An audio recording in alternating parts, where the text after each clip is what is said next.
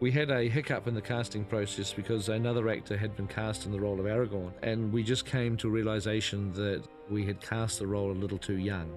It caused us a lot of headaches because we were now shooting the film, we couldn't stop shooting it, and we only had a very limited number of days that we could shoot without the character of Aragorn. I got a phone call at home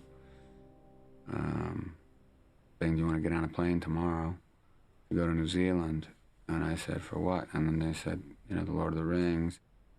I knew that this was a very, very important conversation, that he'd never met me before, he didn't know who I was, I'd never met him, he'd never been to New Zealand before, he hadn't read the Lord of the Rings.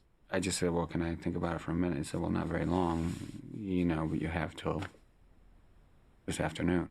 And we somehow had to try to persuade him to take this role because we thought he would be really great, and we badly wanted him now in this movie. You know, we were in a real bind. And I hung up the phone, and my son was with me there.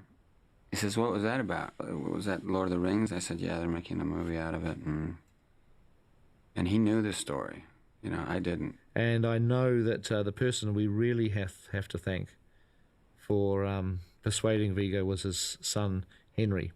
Because Henry was about, I think he was about 11 or 12 years old at that time, and he was a huge fan of The Lord of the Rings, and absolutely was beside himself when he thought that his dad could get to play Aragorn. You know, so it was nice to have his blessing, you know what I mean?